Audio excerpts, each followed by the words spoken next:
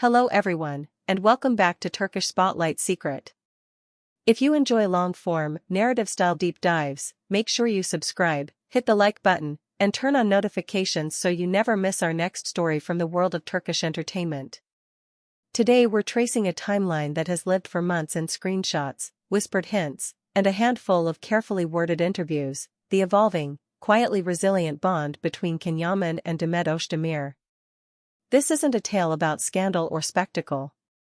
It's about two colleagues who became confidants on a set that never slept, how that trust followed them home after Erkenci Kuss, and why the simplest rumor, a wish to share a roof, has become the internet's favorite cliffhanger.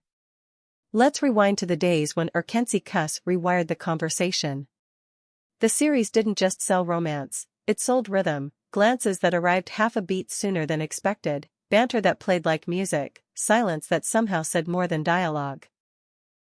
Inside that rhythm, Demet Özdemir and Yaman learned each other's working pulse, how to hold a reaction an extra second, when to drive a scene and when to disappear into it. Long after the final slate snapped, that muscle memory lingered. It showed up in their discipline, in how they handled press, and in a friendship that neither of them treated as a prop. The first post-series months were deliberately uneventful. New scripts arrived, old scenes kept trending. When the questions came, "Are you still close? Do you keep in touch?" both answered with the same measured calm, "Yes, we respect each other, yes, we talk when it makes sense, no, we don't live our private lives in public." A boundary, softly drawn. And yet the public kept reading between the lines, because the lines had been written by a show that made yearning look effortless. If a friendship can hold that kind of on-screen heat without burning out off-screen, fans want to know its secret. The living space rumor didn't arrive as a headline. It began as a fragment, a comment under a photo, a translated snippet from an interview, a sentence that sounded casual and felt heavy. The gist was simple: Demet Özdemir enjoyed the ease of being in Yaman's orbit even off-set, the kind of comfort that makes long evenings shorter and early mornings kinder. Some took that to mean a shared address. Others heard something more ordinary and, in a way, more intimate, a habit of ending long days in the same safe rooms, often surrounded by mutual friends, where no one had to perform for strangers. That friend's house's detail matters more than it seems. It explains how two very visible people managed to stay human. When nights ran late or schedules overlapped, the group would gather where cameras felt rude. A producer's kitchen with the lights too warm for perfect selfies, a friend's living room where scripts spilled onto the coffee table, a terrace where the city was loud and the conversation was quiet. In those unphotographed hours, the bond deepened into something easy. No orchestrated candids, no coy captions. Just people who knew they could show up tired and still be welcome. At some point, the rumor mutated into a dare: would Demet Özdemir and Yaman ever try truly sharing a home, if only for a stretch between projects? The speculation hinged on tone, not proof. A playful answer in a Q&A, "I'm happiest where I feel understood," suddenly became a thesis statement. A throwaway line about having everything I love in one place was cross-referenced against a photo of a bookshelf. Entire threads sprung up around the shape of a lamp in the corner, the color of a wall, the way a hallway looked familiar. It was detective work pointed at decor, and it said more about audience longing than about anyone's lease. Here's what we can map without pretending to know what we don't. Demet made no secret of loving spaces that feel lived in, teacups that don't match, books with folded corners, plants that demand attention and return it by surviving. Ken has always gravitated toward order you can relax inside, gym bag by the door, charger always in the same drawer, kitchen knives that actually cut. Put those temperaments in one room and you get a particular kind of compatibility, aesthetics that don't agree on everything but do agree on pace. It's a formula for evenings that last, even when alarms are set for 5 a.m. Gifts, of course, became the fandom's favorite subplot. Not the dramatic kind, no cars with bows, no dramatic unboxings, but thoughtful things you only give if you've been paying attention. A vintage fountain pen because the script margins deserved better ink. A precisely made kettle because tea is a ritual, not a beverage. Noise-canceling headphones because quiet is more than a luxury when lines must be memorized on planes. Each small offering told the same story. I notice the details that either drain you or save you, let me choose the saving ones. The house talk intensified when both of them started using the same words for different ideas: routine, anchor, pause. A routine is what you build when the world demands variance. An anchor is what keeps that routine from floating away when schedules shift.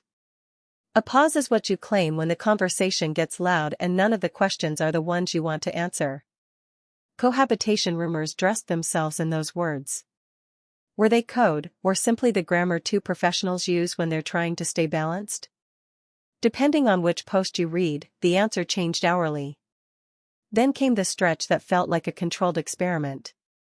Their circles overlapped more often. The nights with friends turned into standing dates, a small constellation of familiar faces kept reappearing around the same table. The internet, convinced it was watching a countdown, began to draft timelines. Meanwhile, nothing about their public posture changed. Ken kept the focus on craft in interviews, redirecting any question that squeezed too hard. Demet protected her center with the grace she's known for: answer what is kind to answer, leave the rest in the quiet that keeps a life whole. Here's the part that rarely gets reported because it refuses to become content: the negotiations of boundaries that happen between people who actually care about each other. The conversation no camera catches: what do you need from a space to feel at ease? How do we guard mornings when work swallows afternoons? Where will we put the messy parts on the days that haven't earned perfection? Sometimes the answer is a lease. Sometimes it's a set of keys that unlock the kind of welcome you can carry from one address to another. Either way, the value doesn't live in a rumor. It lives in how reliably two people can be themselves around each other when no one is watching. As the speculation spiraled, a wiser countercurrent formed among longtime fans: instead of forcing an outcome, honor the rhythm that brought them this far. Demet Özdemir and Yaman have always taken the long way on purpose: patience over performative reveals, work over noise, kindness over clickbait. When tabloids tried to inflate every shared photo into a verdict, they simply kept showing up for the people who matter to them, on and off the record. When asked directly if a move-in was imminent, they smiled the way people smile when they refuse to let a stranger hold their calendar. If you're looking for a grand twist, the truth will disappoint you, and that's exactly why the truth is worth keeping. The story here isn't about a door opening or a suitcase rolling down a hallway. It's about a friendship that outlived a phenomenon, about two careers sturdy enough to carry public expectation without collapsing under it, and about a set of rooms, sometimes his, sometimes hers, often their friends, where laughter has learned to arrive on cue even when no cameras are rolling. Whether those rooms have the same mailing address is less important than what they already share: a language of ease, a habit of care, and a promise to keep the most important parts of their lives bigger than the internet's curiosity. So where does that leave the rumor that started this video, the talk of Demet wanting to be roommates with Can, of evenings spent in the same safe houses, of gifts that keep quietly saying, "Stay a little longer"? It leaves it exactly where it belongs, as the public's way of naming something private that doesn't need a tag. Maybe one day there will be a caption that settles the debate. Maybe there won't. The work will continue either way. And the bond that made Erkenci Kuss feel like more than a show will keep choosing its own pace, its own rooms, its own rules. Before we close, tell me in the comments, do you prefer a clean answer, or do you like the dignity of a story that refuses to reduce itself to a headline? Which small ritual, tea after midnight, a shared playlist, an inside joke written on a sticky note, do you think feeds a friendship better than any grand gesture? Your takes are why this channel works. You spot the details that matter.